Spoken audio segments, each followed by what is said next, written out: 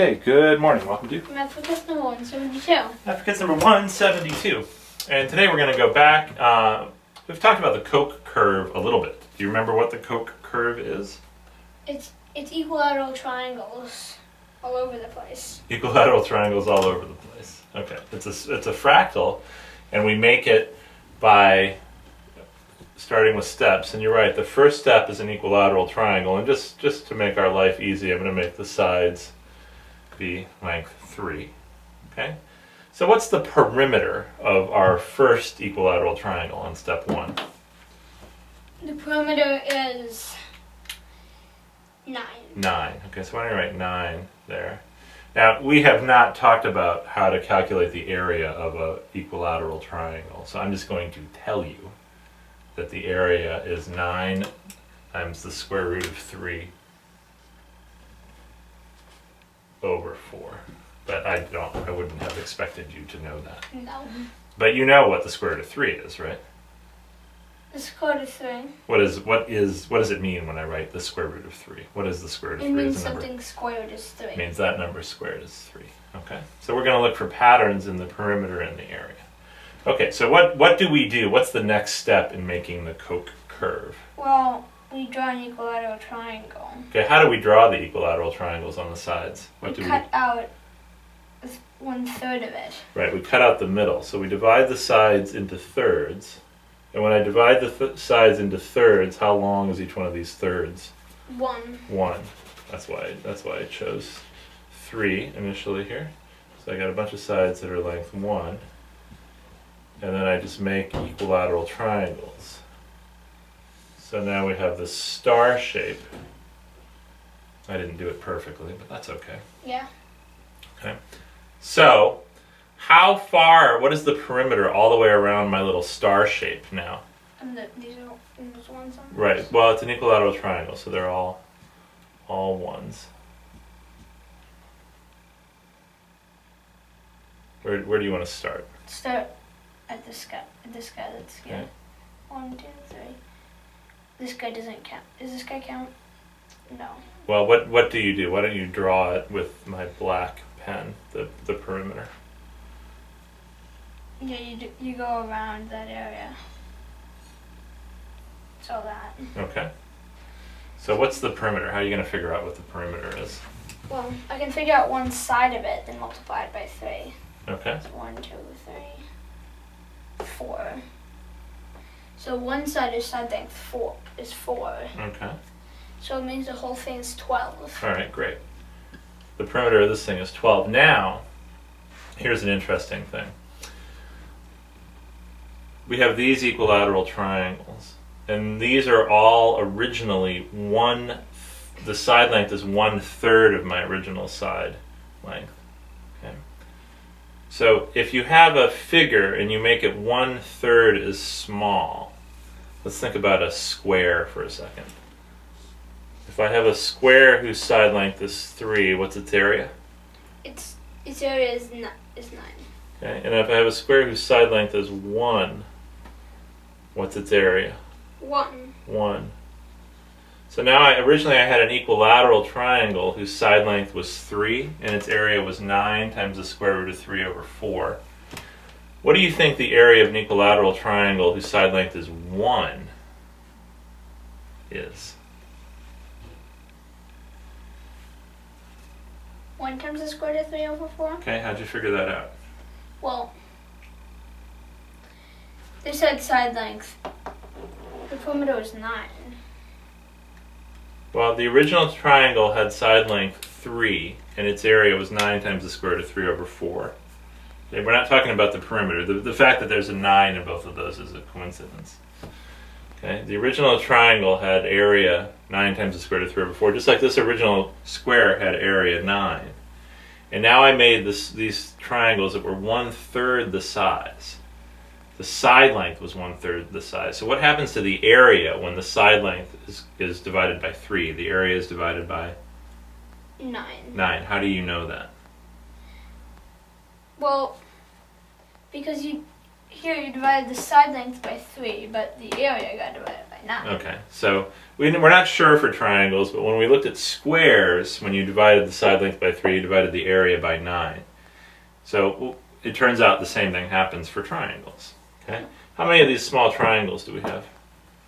The smaller triangles, we got 3 of. We have 3 new small triangles, so the area is going to be increased by 3 of these, and we said the area of these is the square root of 3 over 4, so we have to take 9 times the square root of 3 over 4 plus 3 times the square root of 3 over 4. So what's that?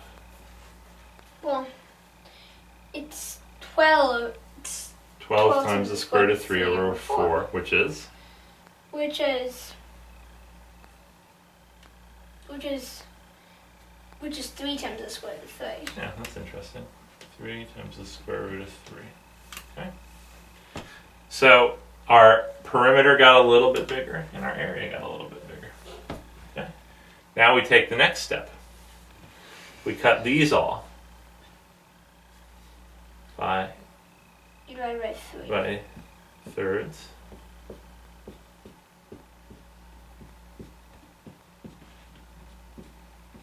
Now how long is each one of my new sides? 1/3.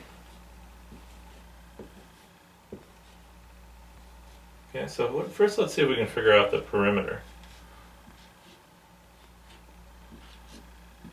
What's the new perimeter here?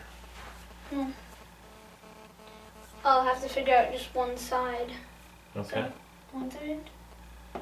This is 1, 2, 3, 4, 5. It's 5 1/3. That's one side. Okay. So 5 1/3 times 3 is 16. 5 1/3 times 3 is 16. Okay. So 16. All right, now here's something interesting. Now we have a little triangle whose side length is 1/3. So How many of those did it increase by? okay, yeah, good question. How many of these small triangles did we add? 12. 12 of them. Okay, and the area of each one of these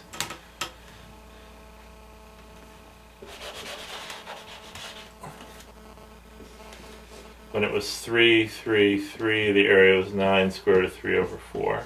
When it was 1, 1, 1, the area was the square root of 3 over 4. What do you think it's going to be when I have 1/3, 1/3, 1/3? 1/3 times the square root of 3 over 4. Okay, how did I go from here to here?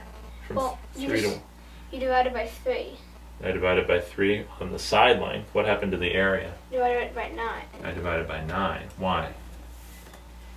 Well, when the side length gets divided by 3, the area gets divided by 9. Okay, so what happened to the side length here from 1 to 1/3? You divided it by 3. Okay, so what do you think the area gets divided by? 9. Okay, so what should I have here? 1/9 times the square root of 3 over 4. Which is what? Which Square root is of 3 over? 1/9 times the square root of 3 over 4. 1/9 times the square root of 3 over 4, which is the square root of 3 over 36. 36, right? So I get the square root of 3 over 36, and now I have to multiply this by 12. So why do I have to multiply it by 12?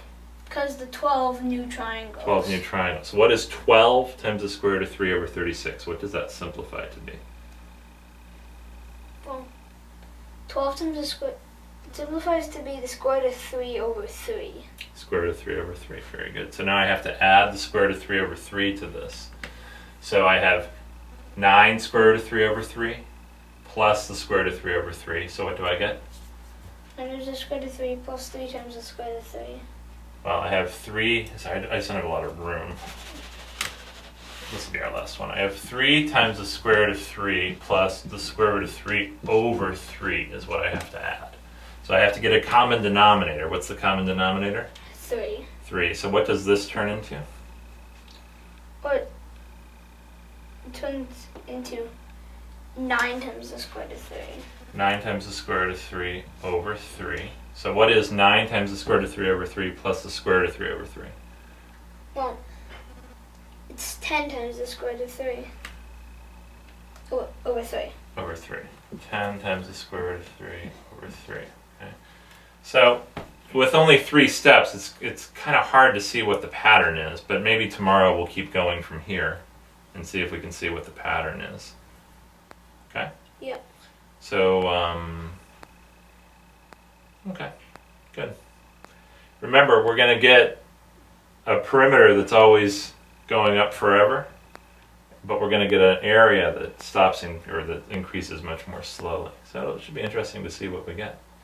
All right? Yeah. All right. Good job today, Henry.